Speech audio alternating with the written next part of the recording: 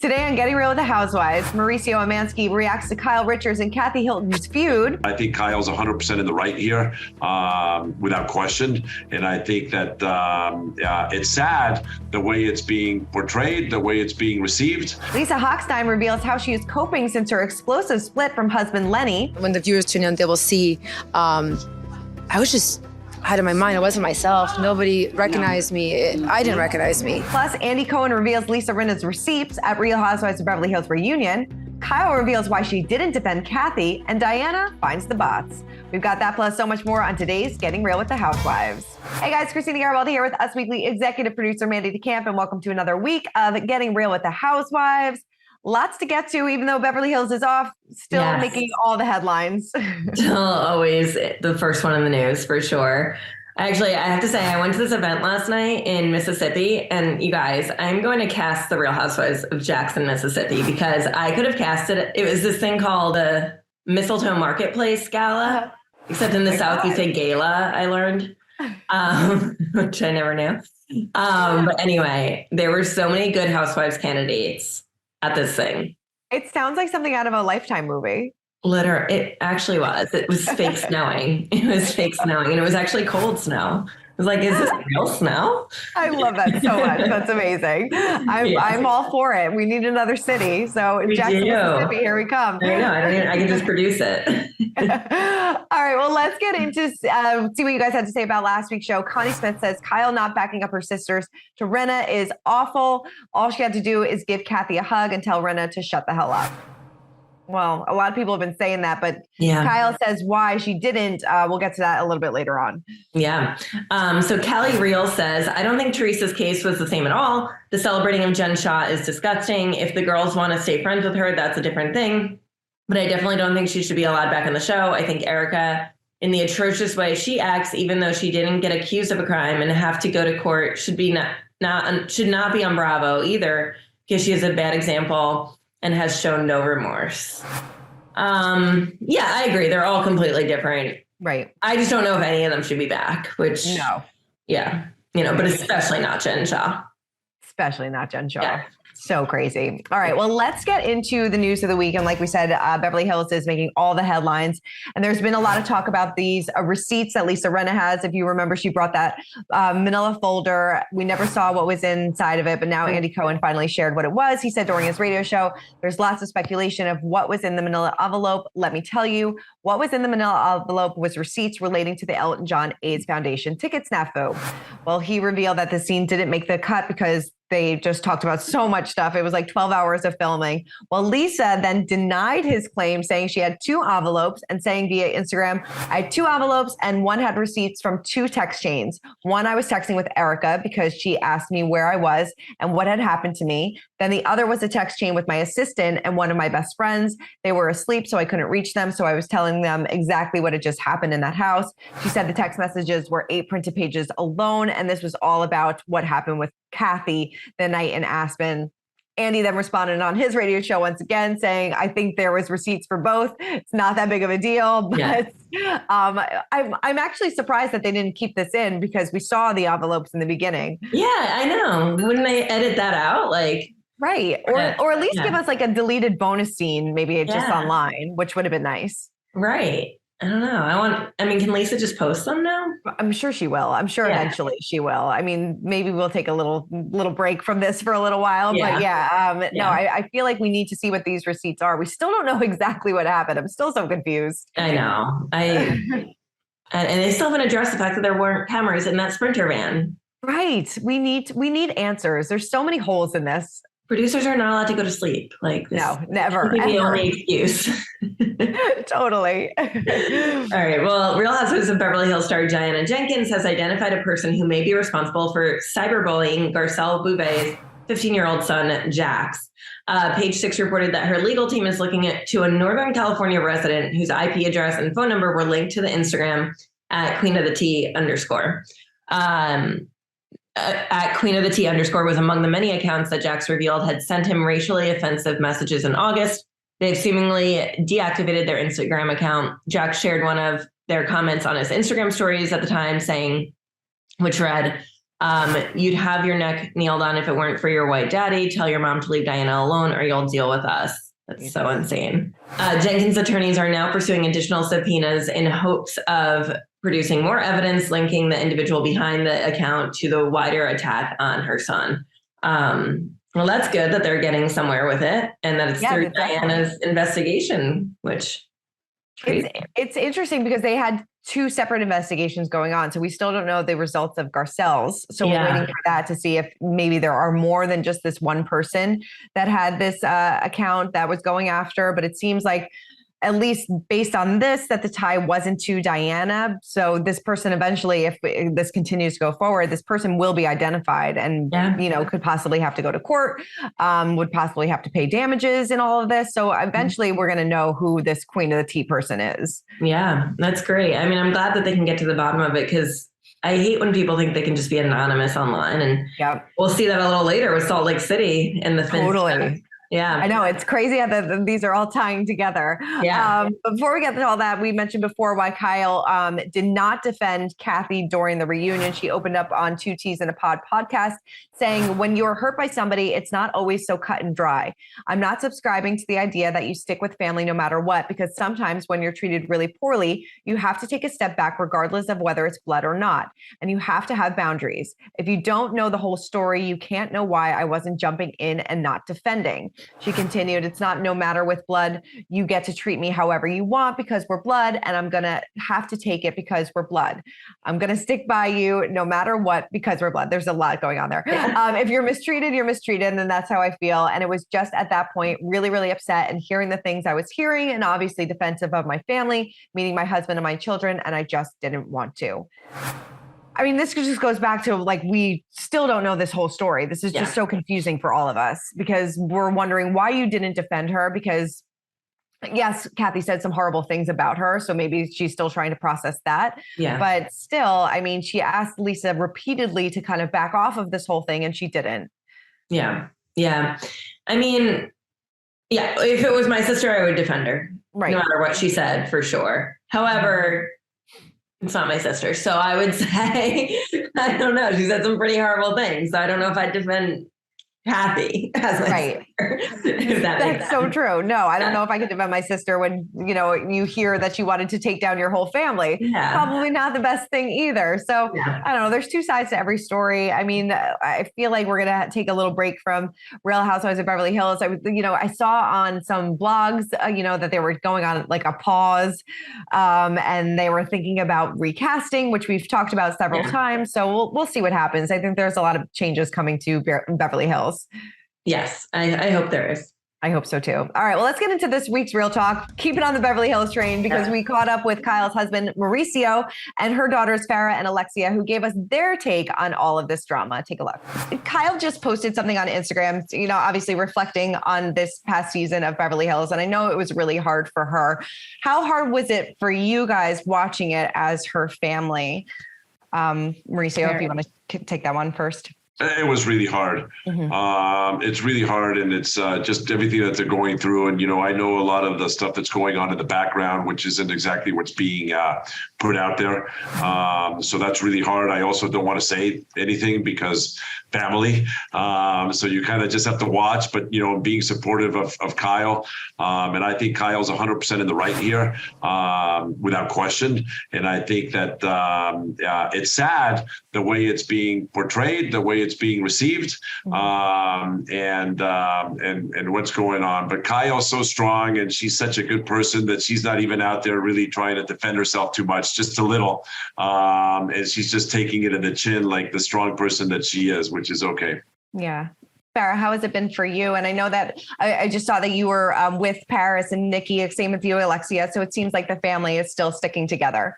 Yeah, I mean, it's been really hard because our mom is incredible and she's always been a fan favorite, and to have everyone just turn because this audience and the social media this season has just been so brutal, without knowing all the pieces of the puzzle, and just the just the harshness has been really, really hard because, like Mo said, my mom isn't fully defending herself. And so she's not really saying everything. And it's been just really hard to watch. So we're being as supportive as we can to her. And at the end of the day, she's an incredible person and a friend, and all of her friend group has been her friend group, you know, my entire life. She doesn't have these issues with him, and we all know who she really is, and that's all that matters. But as far as, you know, with my cousins, we do try to keep it separate as much as possible, and we are very close. So we try not to get involved in their stuff. But, you know, I always will have my mom's back.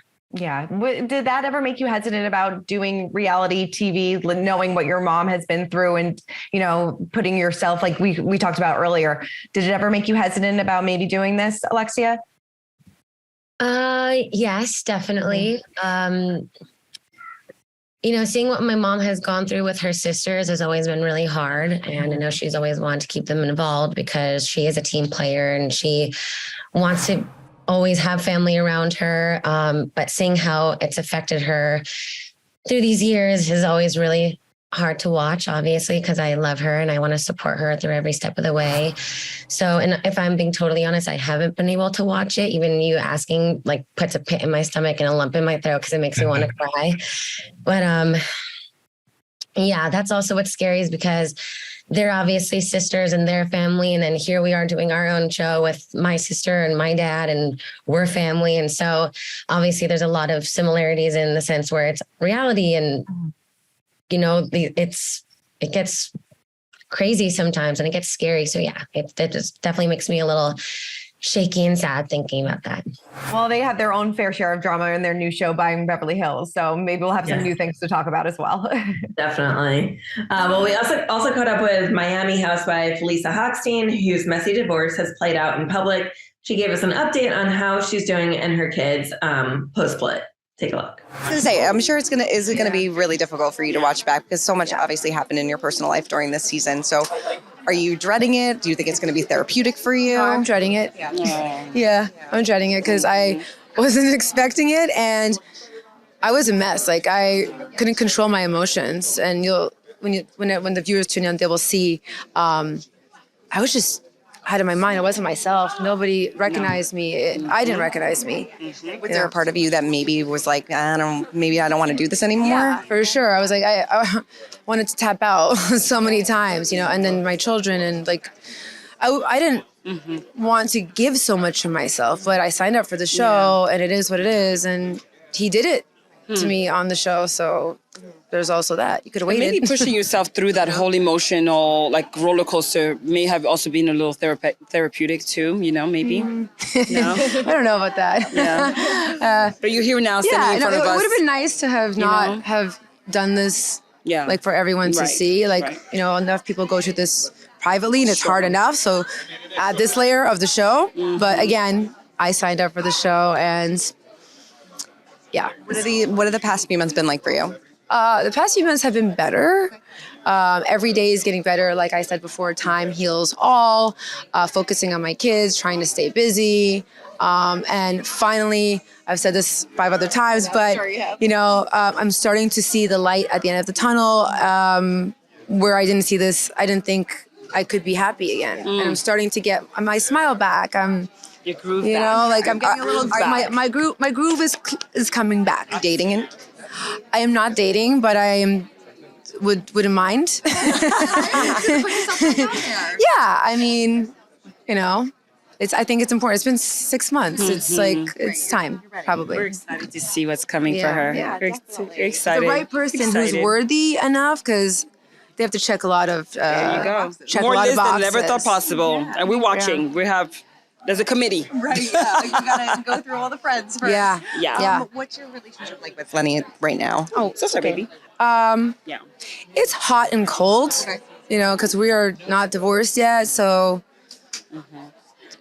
from what I hear from people that have been divorced, it's just going to be like that. And I do hope one day that we are okay for the kids, especially. And I don't want to be enemies with him. Sure. Is it hard for you to get to that place knowing, because obviously you were blindsided by this whole thing. Yeah. I mean, is it hard for you to even think about getting into a good place with him? Yeah, for sure. I have so much anger and resentment. But I, just like every divorce, it's just never smooth sailing with any divorce. So I feel like one day, hopefully, after enough time has passed, I hope for the kids and for the kids' sake that we are at a better place. I'm excited for the upcoming season of Miami. I'm sure she's not, because all of this is going to play out on camera. I mean, like she said, she was not expecting this to happen. So her life kind of blew up. And I mean, luckily for everybody else, cameras were watching. Yeah. We'll see. It's going to be interesting. All right, so let's get into Salt Lake City. Kicking off with Whitney's husband getting fired for, because they had some racy scenes last season of Salt Lake City. I mean, that stinks. I feel bad. I felt really bad for them, for both of them. I mean, I don't know. It's a tricky situation. That scene, the Love is Art scene, was pretty intense. I don't think I'd do that on camera. No. So yeah, I don't know.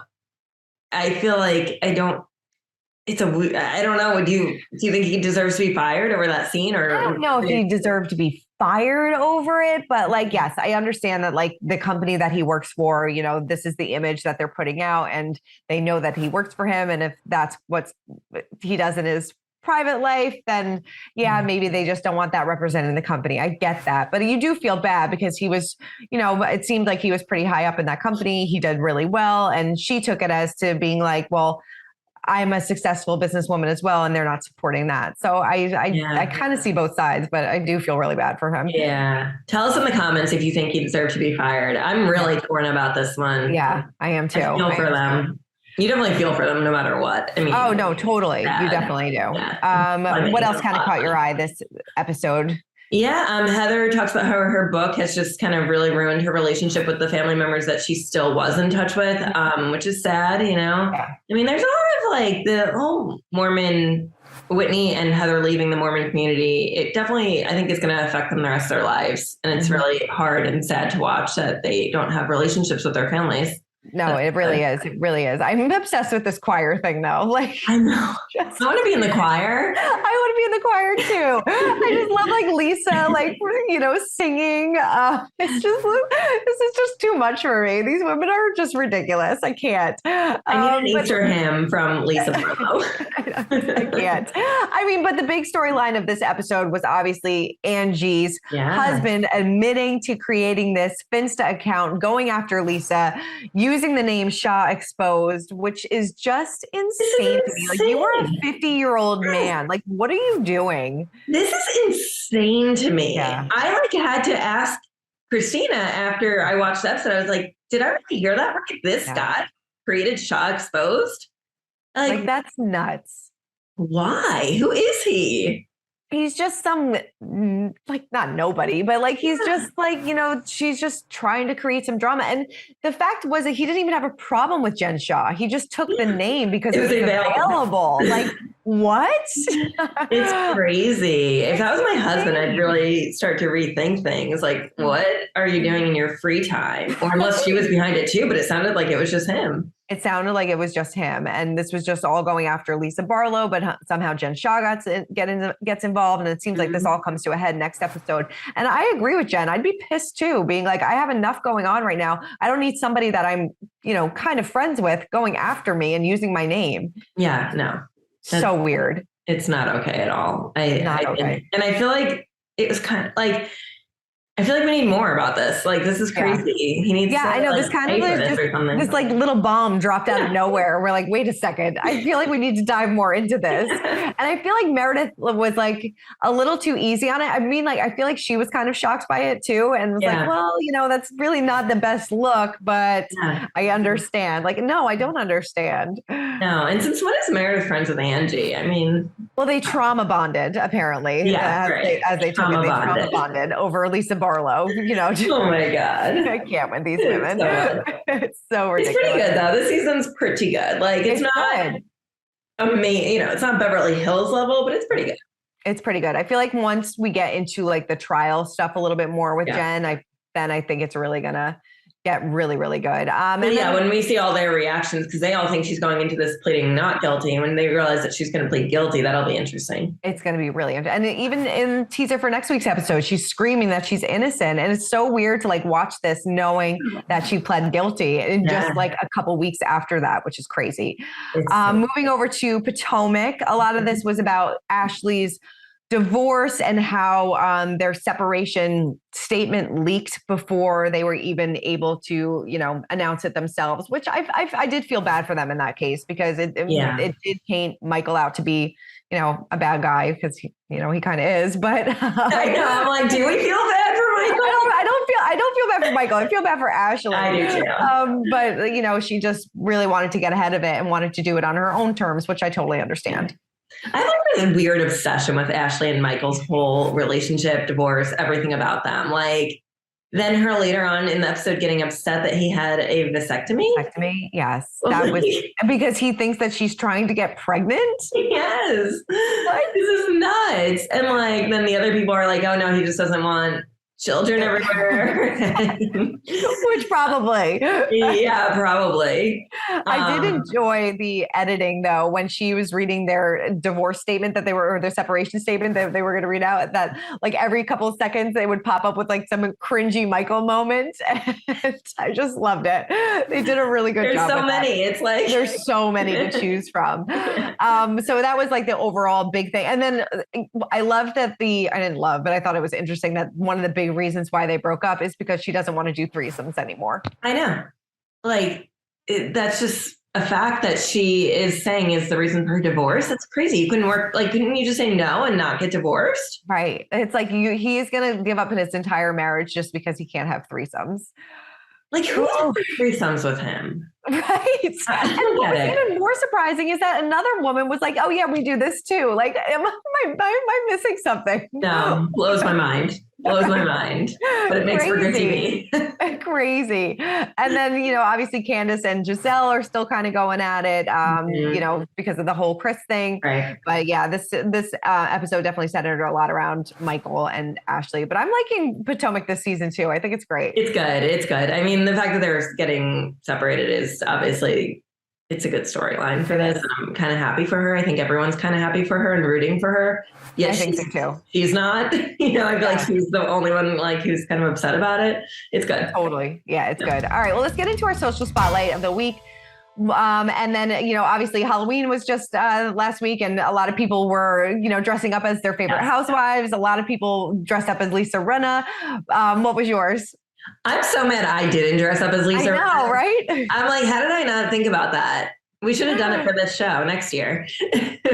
Mine was for Justin Anderson, who dressed up like Lisa Rinna, but I felt like he took it to the next level. He actually recreated one of the videos of her dancing around Harry Hamlin while he was gardening, but he did it with his husband, Scoot. And he just did it like spot on with the bucket hat, the dance moves. It was perfect. Oh my God, I love this. He definitely nails it. And she shared it, I think, too. Yep. And she gave a lot of clap emojis. I love this. This is so great. Yeah. Mine was Lisa Rinna as well. She posted a photo of a pumpkin with the sign in front of it that says the biggest bully in Hollywood. She captioned it, I win. So definitely a lot of people were dressing up like Lisa Rinna for Halloween, but I think she did win Halloween. She definitely did. Yep, I love it so much. All right, well, that is it for this week's episode of Getting Real with the Housewives. If you want to listen to our full interview with Mauricio, Farrah, and Alexia, listen to our Getting Real with the Housewives podcast. Keep commenting, keep subscribing, and we'll see you guys next week. Bye. Bye. For more news, content, and exclusive interviews, make sure to hit the sub, like, and bell button down below and visit usmagazine.com.